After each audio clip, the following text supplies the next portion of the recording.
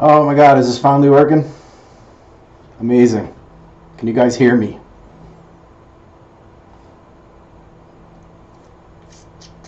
Hopefully you can hear me. Sorry about that. I'm trying to do this fancy overlay stuff with the logo and all that, and trying to use something called Wirecast, which YouTube recommends for doing cool live stream stuff. So what's up, everybody? Sorry I'm late. 6 minutes. Just trying to, I don't know, for some reason it just wasn't working. Told me that the bit rate was too low and all this crap. So hopefully it looks good and looks and sounds good. But just wanted to do this live video to kind of touch base about suspension systems in general. See if anybody that follows us kind of has any questions. What's up, everybody? Yeah, good. Everybody can hear me. Great. Sorry, Jeremiah. Jeremiah sent me a text message. Told me to get it together. You probably can't see that. So, yeah, kind of a pain in the ass. But anyway, we're good. We're here. How's everybody doing? There is a lot of people in here. So, as some of you know, may or may not know, we picked up the new, it was actually at the time, it was unreleased Overland Plus suspension from Clayton Offroad. And, you know, I actually recorded like an installation video. It's super long. I actually got like 20 minutes into it. It was going to be like 45 minutes long, and I lost the file. So I had to start from scratch, and so I haven't gotten that done yet. But what's up, Aaron? Aaron Brown in the house. So, hopefully you guys are aware that Clayton specifically makes suspension systems for Jeeps. I'm pretty sure that's the only vehicle that they make them for. They do them for XJs, YJs, JKs, all that stuff. And so they sent that over to me to kind of give it a test on the Continental Divide trip, and I'm super happy with it. It performed like just outstandingly, flawlessly. Combined it with the Fox 2.0 shocks, so we did some pretty rugged stuff. Aaron could tell you some of the trails that we did were pretty challenging, bumpy. I was carrying a ton of weight. I've never actually like weighed the vehicle, so I'm not really sure exactly how much weight I was carrying on this trip, but the springs in the back are what's up, Chad? Springs in the back are 275 rated. So with all the weight that I had in the Jeep, with the cooler and the tools and all the stuff that was on top of the Jeep, it only sank about an inch down. So as far as carrying a ton of weight, it does a great job with that. The rear bumper and tire carrier and the tire and the high lift jack and the fuel cans and everything are pretty heavy. It's like close to 500 pounds of weight just sitting on the rear bumper on the Jeep. So, you know, these springs definitely perform better when there's a ton of weight in the Jeep. And I've noticed that like when I'm driving around empty now, it's pretty stiff, but that's to be expected. I mean, the springs are meant to carry a big overland load, and Clayton's suspension systems in general have 275 rated springs in the back anyway. So you're definitely gonna get some nice performance when you're carrying a lot of weight with Clayton. Any of Clayton's setups really, and they do short arm and long arm kits. So so yeah, as you guys know, on the Transamerica Trail we ran the rough country setup. That was a 4-inch X series lift, and I mean, if I'm being honest with you guys right now, it was just trash. It was garbage. I don't think we even made it to Mississippi, maybe halfway through Mississippi, before all the bushings started to squeak. It's just terrible. I mean, I went to one off-road park, Badlands out in Indiana, and tested it out, and then we went on the trip, and the springs in the back were not good for carrying weight and all that stuff. So obviously no comparing Clayton to rough country. I just want to make that clear. We're not going to sit here and talk about how much better Clayton is than rough country. It's a moot point at this level. Like, there's no reason to even discuss it. So just super happy that we're running a suspension that is performing like we need it to. And yeah, so yeah, to answer your question, this is rum. This is Sailor Jerry. I actually ran out of bourbon. So who else is drinking? Anybody got questions about suspensions? Did anybody come here to actually talk about suspensions? Yeah, Aaron, they did work great. Aaron saw it, so you know, it's nice to see it doing its thing from outside the vehicle, but inside the vehicle, like, no rattles, no squeaks, no issues at all, and the ride is just far superior to what I was using before and superior to stock. So the exact suspension that I have is the 3.5-inch Overland Plus lift. So if you were interested in running an Overland suspension on your Jeep, they do have them for all sorts of different Jeeps. JL, JK, TJ, LJ. Actually, I don't know if they did the Overland Plus suspension for... No, looks like they only have them for the JK and the JL. So the one that I've got is the short arm. Clayton Offroad is, if you don't know about them, they're quite the reputation of building just like super overbuilt suspension systems for all kinds of Jeeps. I did just go to their website, and they do make the Overland Plus only for the JL and the JK.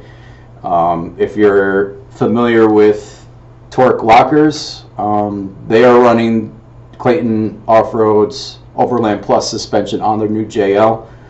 They also joined up with us on the Continental Divide trip, and I think it was just crushing it. So I would say that it's basically just a super beefy, heavy-duty suspension setup and can totally take the abuse.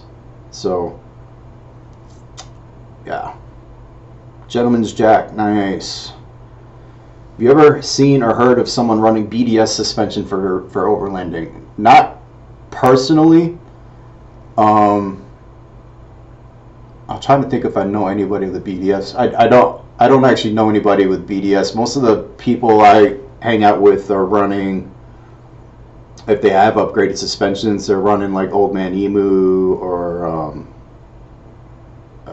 you know, ARB or Icons on the Toyotas. So no. How's the suspension in the mud? Have more of that than rocks in Georgia.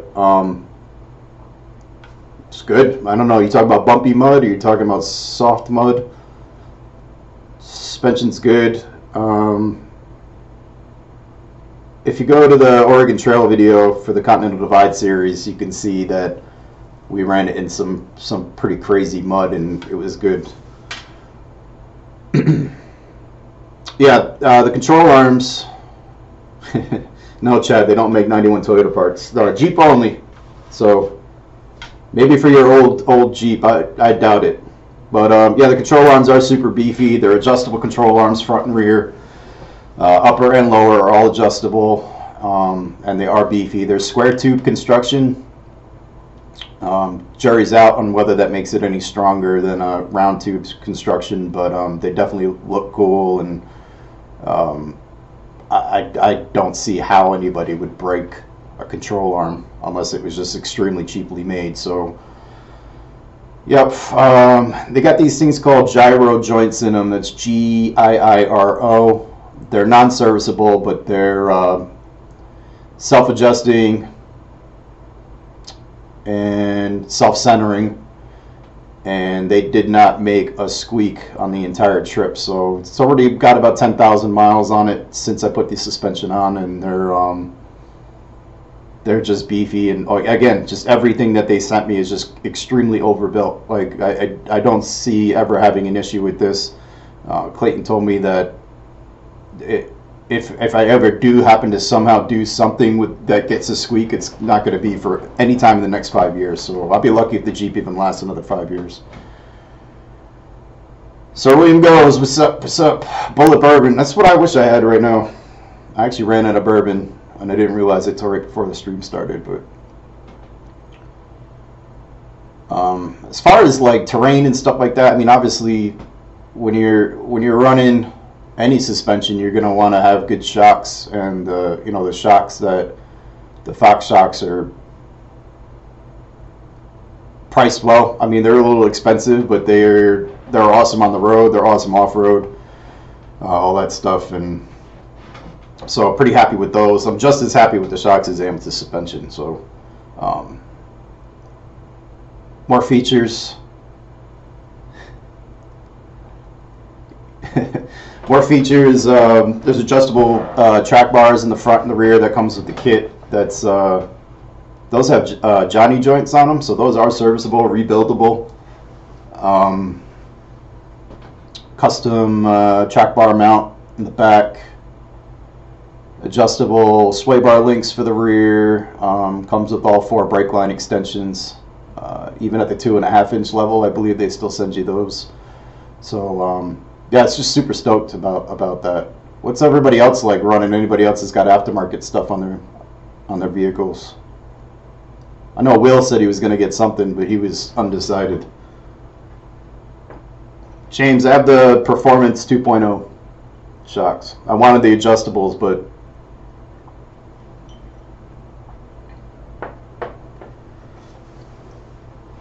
nice. Icon's good stuff. Control arms haven't broke, but rest in peace to the ball joints. Yeah, that's my ball joints are pretty shot too. My tie rod ends. Those are the same things? I don't really know. It's messing with my steering, and it's making some clunky sounds when I run over bumps. But looking at the new shocks from TerraFlex, yeah, I heard that they were. Are those adjustable? TerraFlex shocks. Are you running any armor underneath? Yeah, I am. I still have the front and rear diff skid plates, gas tank skid plate, and the evap canister skid plate. Those are all from Rough Country. Before we ran the Trans-America Trail Trip, you might know that we were running all Rough Country stuff. They were one of our first sponsors, and they let me take whatever I wanted, really. So I got the inner outer fenders, those armor plates for underneath, and the suspension. So yeah, I would like adjustable shocks, man. It's just not my budget, unfortunately.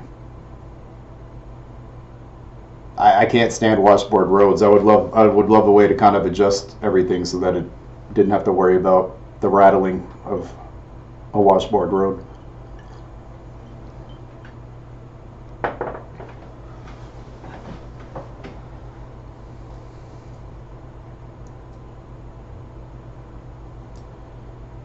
No. Sorry, I'm just trying to scroll through the comments here, make sure I didn't miss anything. Coffee with bourbon. Nice. Nice. What's up, everybody tuned in?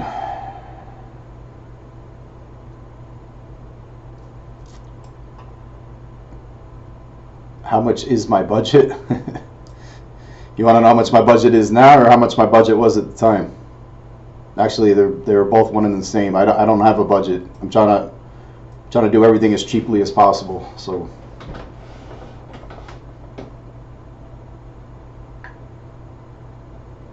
well, there you go. Everybody tuned in. Go to Northridge 4x4 and use the coupon code TrailRecon and save 15% on most of their parts. So thanks, JL Overland, for that.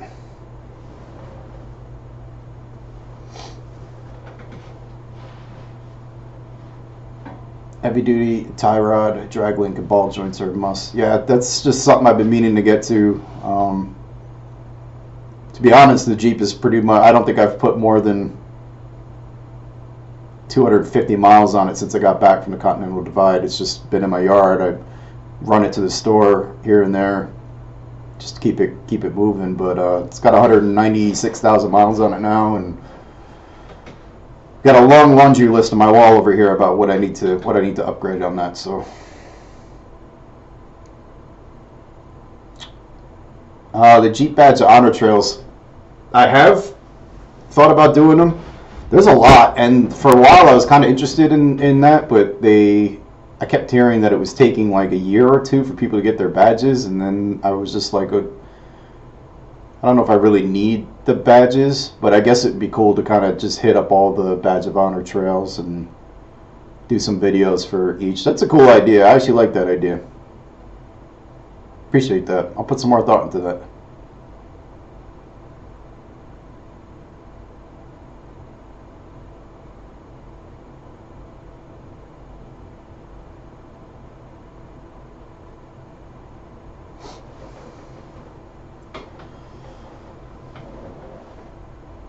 What kind of patches do I get if I run them?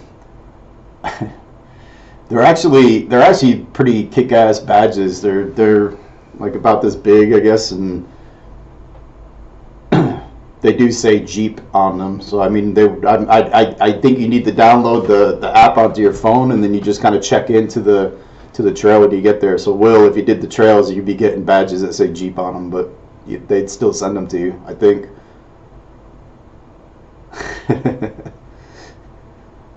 Yeah, that's the fleet now. I got 2 drones.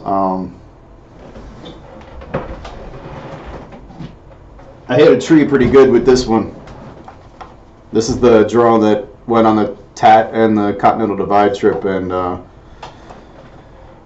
I've got a new business doing videos for real estate, and every single video I've done so far, I've ended up clipping a tree, and I clipped a tree with this one, fell into a snowbank and burned out the gimbal, and so now I got this guy. It's the Platinum. I just got the same thing because I didn't want to go through the hassle of like setting up a new type of drone. I already had batteries and stuff, so it's the Mavic Pro Platinum. And Jay, to answer your question, they do roughly 52 miles an hour. That's the fastest I've ever gotten one to go. You need a Jeep VIN number. Hey Will, you can borrow mine. I'll give you my VIN number. You can activate the app, and then you can get a bunch of Jeep badges.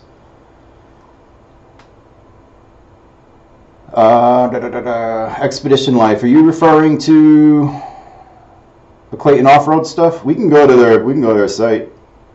I think that'll work. I think we can figure out how to do this.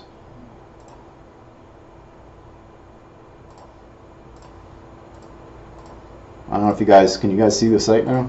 Can you guys see the site now? So this is Clayton's site. So this is Clayton's site. First get here. So this is Clayton's site. First get here. So this is Clayton's site. First get here. So this is Clayton's site. First get here. So this is Clayton's site. First get here. So this is Clayton's site. First get here. So this is Clayton's site. First get here. So this is Clayton's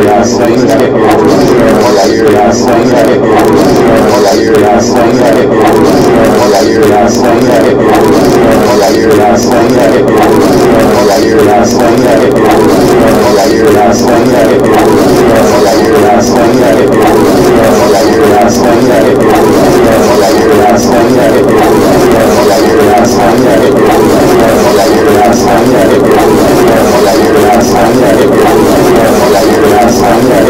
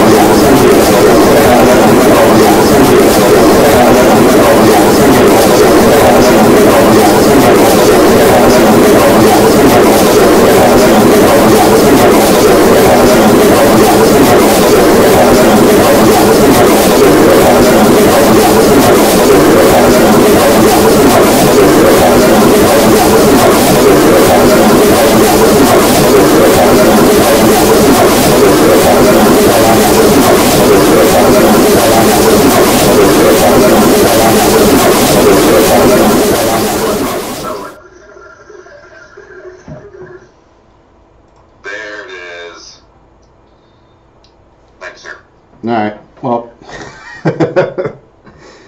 Sorry about that. I don't know why he's doing that, but I guess I was getting an echo. Everybody turn their stuff down? So you can go there yourself. Here, I'll put the link in the comments here. It's really not hard to look stuff up. Clayton Offroad.com. I think that happened before. It's a test, guys. It's just a test.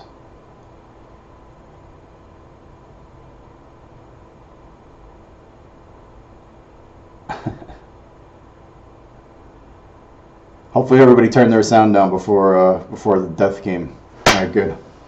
Looks like I lost about 10 viewers though.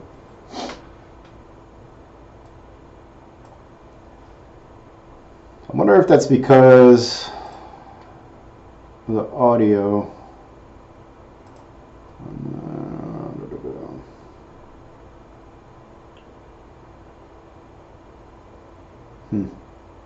Yeah, I don't know. I'm gonna have to figure out how to turn off the microphone or the speakers while I'm screen sharing.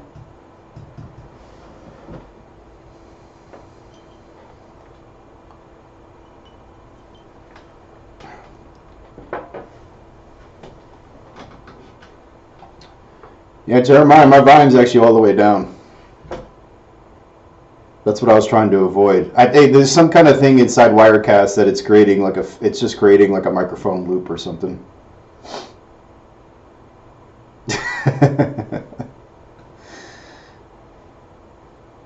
Nice, YouTubing and driving at the same time. That's my style. Alright, so to answer your question, in case I lost everybody, they do have 2.5 inch, 2.5 inch, 3.5 inch, and 4.5 inch lifts. Both Overland Plus and Premium. The Premium kit, the only difference is, if you couldn't hear me, the difference between the Premium kit and the Overland Plus kit is that the Premium kit has the Johnny joints. So they're serviceable, greasable, serviceable, all that stuff. But they're still kick-ass joints and rebuildable. That's the only difference between the Premium kit and the Overland Plus kit. So no matter what, if you're buying from Clayton, you're going to get something that's pretty much invincible. You're not going to need to replace it. The springs are never going to sag. And what the hell, man? Damn, somebody just threw in it 6 Overland, just tossed $100, man. Thank you so much. You didn't have to do that. I'm not even sure what that's for. You're going to make me do a dance or something? Shout out to Init 6 Overland, man. I really appreciate that. A little something to put towards Falcon adjustable shocks, huh? Yeah. Jeremiah, reservoir shocks or nah? That's a good question. I would say nah for basic overlanding. You're not, I mean, really, like, what it's for is kind of, I mean, dude, if you're doing Baja and you're hitting washboard roads at 100 miles an hour and your shocks are going to heat up and you need something that's going to prevent them from overheating, then sure, go with reservoir shocks. If you have an unlimited budget and you like the way that they look on your overland truck that you drive, you know, here and there, then for sure, definitely. Yeah, dude, thank you so much, man. That's incredible. I really appreciate that. I'm not taking my shirt off though.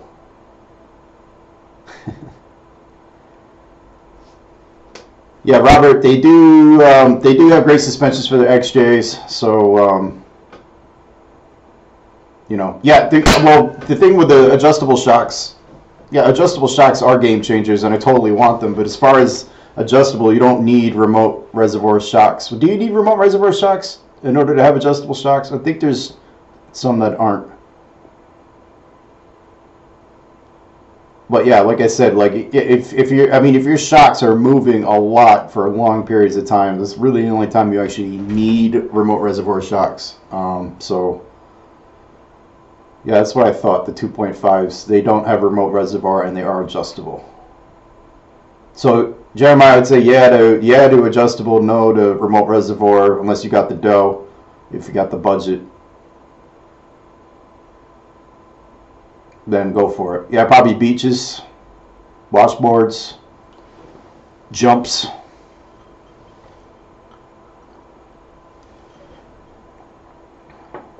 But yeah, Robert, they do. Clayton makes great kits for the for XJs, long arm and short arm. So go check them out. Go back to that website, but make sure you turn your speakers down.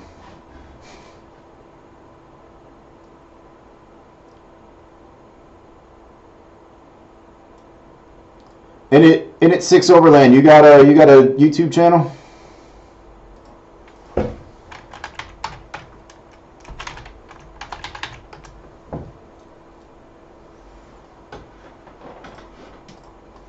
Or a business or something we can shout out here?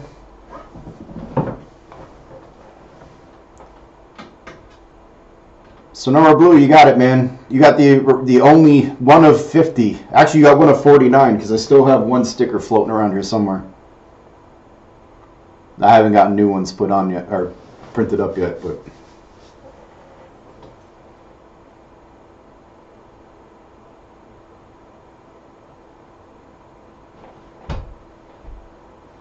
Suspension has been a thorn in my existence since buying my 4Runner. Dude, I don't know like what your budget is like, but that Icon stuff looks sweet, man. That dude, Jason Kirchie, like his little stage 6 setup there. I mean, he did some cool shots where he was kind of showing off what it does, and that's a pretty serious deal there, though. I don't know how much the stage 6 suspension costs. I didn't even bother looking into it, but. Jason, how do you not have a sticker, man? Did you do Mojave Road on your big trip last year? No, I didn't. So I want to. I'm actually making plans with some other big YouTubers. I'll announce it when it gets a little more confirmed. But I'm going to be heading to Anza Borrego. Hopefully within the next couple months, and if that happens, I'd kind of like to check out Mojave Road.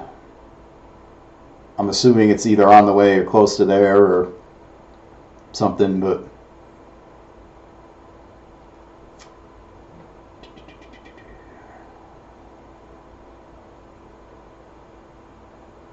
yeah. What up, Tennessee in the house.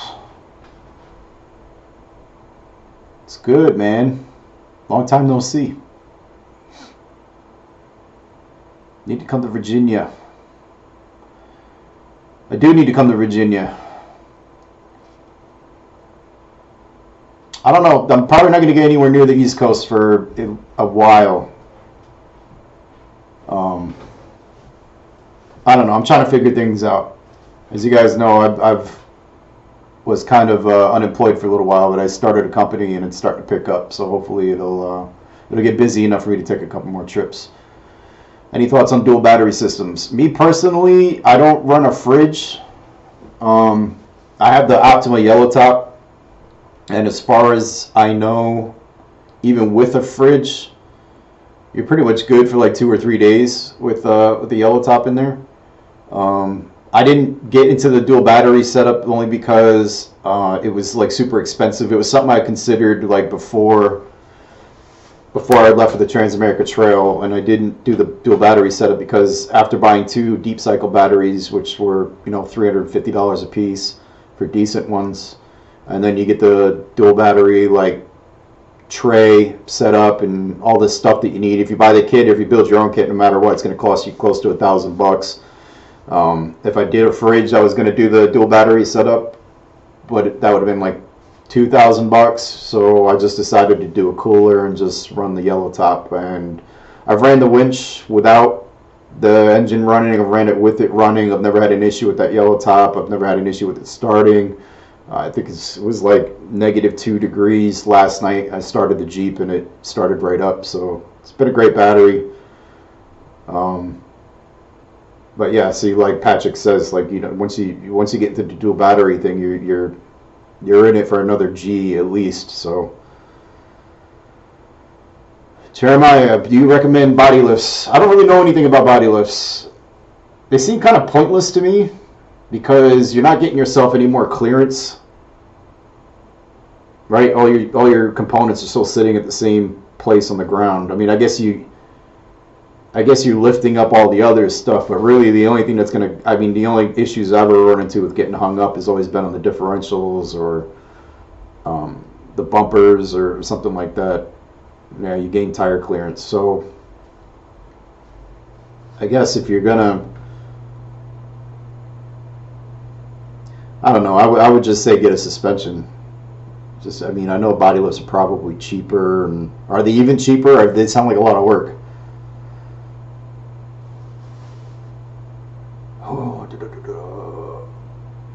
Body lifts, absolutely not. You won't have an issue till you do. You only gain tire clearance. Approach and departure are better. Right, okay, well, yeah, that makes sense.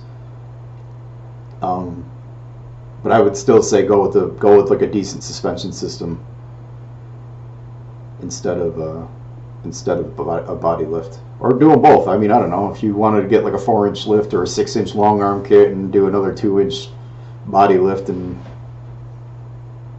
go for it, man. Who am I to tell you what to do or what not to do? In my opinion, like, I don't really see the point in it. But if you got a 4-inch lift, or even like 2.5, 3-inch lift, you should be fine. I've never really gotten my rear end or front end caught up on anything, not overlanding anyway. I mean, if you're gonna go do some heavy wheeling, then you're gonna want as much lift as possible. So, hello from Iowa, just starting to get into overlanding. I have a stock TJ, new to me, recently started following and enjoying your adventures. Found you through watching I Am Jake. What's up, Wade? Thanks for tuning in. I actually found overlanding because of I Am Jake, so cool. My buddy Aaron loves I Am Jake. You can also make weird pressure points combination for older vehicles. All right, Will. See you later. Whoa. So yeah, I feel like we're getting some answers here, suspension-wise. It's cool to see what all you guys are running and the kinds of vehicles that you're driving and all that stuff. I mean, it goes without saying at this point, just avoid rough country at all costs. The price tag will get you motivated to kind of swing in that direction, but what's up, Indianapolis? What's going on?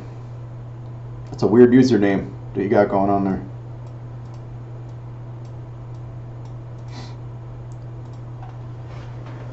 So yeah, if I forgot to mention in the beginning of the video, which I always forget to do, but if you're not already subscribed, please do that. And if you're not finding out about the live stuff on time, it's because you haven't ring the notification bell, so make sure you do that. This is something I'm going to try to do every week. I promise it'll get more exciting. We're just kind of working out the kinks here with the Wirecast, which, in case you were wondering or you have your own channel or whatever, Wirecast kind of allows you to use multiple cameras and screen share and all that stuff. I didn't have a way to test it without going live, apparently. I tried it the other night, and if you happen to catch me sitting here staring at the screen for 2.5 minutes while I was chewing on my hoodie strings, then you'll know that I was trying to get all this stuff worked out. So thanks for being patient with me and and all that. But Overlanding Overlanders Who Overland is going to be every Sunday as much as I can. Obviously, there's going to be times where I'm not going to be able to either make it by 5 p.m. or I'm going to be out somewhere and I'm not going to be able to stream. But what I would like this to be is just kind of a way for us to kind of gather and talk about stuff that has to do with Overlanding Overlanders Who Overland. I think next week probably gonna kind of talk about kind of the behind the scenes stuff as far as what it takes or what it took to kind of get this YouTube channel going, and maybe talk about sponsorships and stuff like that. And if any of you are interested in trying to find out how you can go about seeking sponsorships, let me know if you think that's a good idea. You know, we can do tires, we can do camping gears, we can do camping setups, stuff like that. So it's something that something I've been wanting to do for a while. It just kind of gives me a way to keep in touch with the fans and keep in touch with my friends and stuff like that. So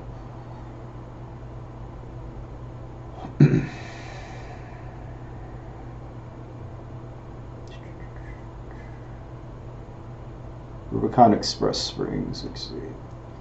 Yeah, Patrick, that's kind of how it goes. I feel like it's a good way to get started. It's kind of just start with a basic kit. I kind of was hoping to like get the rough country kit and then add on to it, but I mean the whole thing just fell apart. So it's like I had nothing left that I could reuse. Every single bushing and every single control arm on the rough country kit when we put the new suspension on was completely blown out. Every single one. 16 total bushings.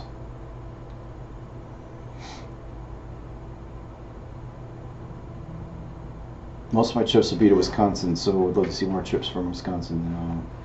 Yeah, you're going to want to check out the TWAT, Trans-Wisconsin Adventure Trail. Been on there a couple times, did a meetup up there. When the weather gets nicer, I'm definitely going to do some meetups in Wisconsin, Illinois, and Michigan, Kentucky, because they're all like within 5 to 6 hours of my house. I can't keep doing these like 6-week cross-country trips, but would you change your cargo carrier, the rooftop, the roof rack? No. I think I'm going to modify it. Like, obviously, when it gets warmer out, I'm going to take it off because I always take the hard top off in the summertime and put the soft top on. And when I put it back on, I'm going to make some adjustments to it. It needs cushioning. It needs padding. It's kind of eating away at the roof rack, so it's not ideal, but it's also super cheap, right? So it carries weight. You don't have to do any drilling. You don't have to do any of that stuff. I can put it on and take it off myself. I mean, it's heavy, so it takes a little bit of time, but I like it. I mean, I don't see myself spending another whatever it would cost to get like a Gobi rack or whatever. So, yeah, I would recommend it. I would just say when you install it, if you do decide to go with it, like send me an email or something like that, and I'll kind of talk to you about, you know, what it needs. It definitely needs some sort of padding or something where the things latch into the roof, because it's definitely scratching up the roof, and I'll probably have to paint it before the next time I put it on because the powder coating is kind of crappy, but it holds the weight, it's quiet, and it mounts on easy and all that, and it's cheap. It was only $600. It's probably cheaper now. I haven't looked, but can't be an Overlander. I don't like tortillas. You don't have to eat them. You just have to have them on you. How come no rooftop tent? And we've talked about this. Rooftop tents are. I don't get it. I like sleeping on the ground. Saves me a ton of space. So look at all the crap I can stick on the top of my Jeep, because I don't have a rooftop tent. My tent only takes up like a backpack size of space in my Jeep. So that's why I don't have a rooftop tent. And I can set my tent up in about 15-20 minutes. That's like fully laid out. Did you see the $300,000 six-wheel JKs that they used rough country on? No, I didn't. I'll have to look into that though. Hopefully they didn't drive them on straight dirt country roads, because that's pretty much what destroyed my rough country lift.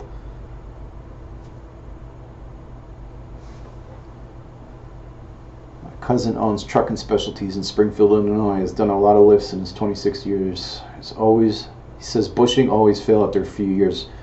Yeah, Wade, I was just talking about how the bushings failed within a month. I mean, I didn't even get 6 months out of that lift, and it was completely destroyed front to back. The sway bar links broke. The bushings broke. I mean, that's pretty much it. And the shocks were garbage, and they were upside down. I guess it doesn't really matter, but the shock mounts broke. Like, I mean, it was just garbage. Like, it really is. Like, I tried to stick up for them when we first made the deal with them and we were first running that stuff. Like, and I would see everybody trashing them online and all that. And coming from me personally, somebody who really used the suspension instead of just saying, "Oh, Rough Country's garbage." Like, listen, Rough Country's, their customer service is great. I called them up when, actually I didn't even call them up. I sent them an email saying that I needed new bushings, I needed new sway bar links, and they sent me all new control arms and sway bar links, no questions asked, no cost, and it was all done within 10 minutes of me sending the email. And I think the email was on like a Saturday. So if you're looking for something affordable, if you got a little street Jeep that you're not ever taking off road, or some sort of vehicle, you just want a cheap lift, you want it to look cool, all that, I think Rough Country would be fine, but don't use it off road. Don't use it in rough country. I've even heard the same things about Rubicon Express. Just you're gonna get what you pay for. That in the end, that's what it is. Like you gotta spend money. It's one of the most important things you're gonna spend money on if you got if you go off roading. But yeah, I would definitely say take a look at the Clayton stuff. Build it piece by piece, or you know what I mean, like buy the control arms and then wait till you can afford the springs and the shocks and all that stuff. Just kind of build it up piece by piece. It's like a great way to do a suspension system. You don't have to buy it all at once. It's going to cost around the same whether you do it in pieces with them or not. So I'm going to talk to them, see if maybe we can hook up trailspinTV viewers with a discount code or something like that. But I'll keep you guys posted on that. I don't know anything about Rusty's off-road.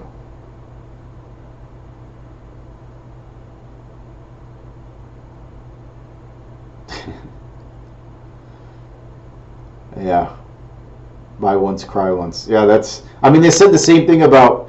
See, Wade, they say the same thing about like winches, right? Like, you really should make sure you don't buy the Smittybilt or don't buy the Harbor Freight brand. But certain things like suspension, like I mean, your whole your life is in its hands. You know what I mean? I mean, I guess your life could sometimes be in a winch's hands too, like if you're hanging off a cliff or something like that. But your life really is in the hands of your suspension. If something on that fails while you're on the highway or something, like you're gonna have a bad day. So, Dave the Travel Gnome, what's up, man? How you been? We got about 14 inches last week, and we got like 3 inches overnight a couple nights ago, and it's just cold right now. I think it's too cold to snow. It was like -4 or something last night. So, I did drive through the snow. Like every time it snows, I always love hitting the roads before they plow. It's like one of my favorite things to do.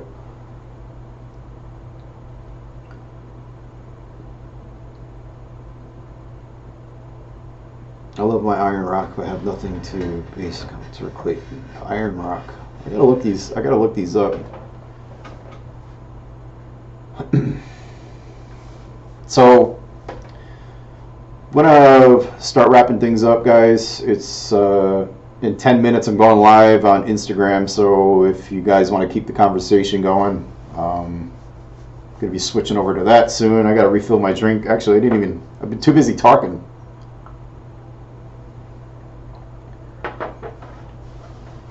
But yeah, make sure you thumbs up the video if you haven't already, because I'm just kind of looking for feedback regarding whether we should keep doing this. I kind of like this whole this concept, just talking with everybody about overlanding stuff and trying to give tips and advice. And it's great to have other people in the community and people in the chat that have stuff other than what I'm using. And I'm not the be all end all of what you should be using for overlanding. I mean, I make tons of mistakes and all that, but I will say that you're definitely going to end up with a great suspension if you go with Clayton. The prices are competitive. I know some of the stuff out there like TerraFlex and Icon and stuff like that are around the $2,500 to $3,000 range. This Overland Plus suspension by Clayton is sitting at $1,800. That's for any size lift. It's 2.5, 3.5, or 4.5 inch lift. So keep in mind you're going to have to get shocks. It's going to add another $600 to it. they recommend Bilstein or Fox for their setups, but you can use any decent shock, you know, just avoid all the cheapos. Metal Cloak 6-pack shocks. No, I haven't. I'm happy to see all these guys kind of stepping into the shock game. It's good. That's good. So anyway, guys, all right, great. Swell, it was good to see you, man. Jason, Jeremiah, thanks for joining me. I'll see you soon.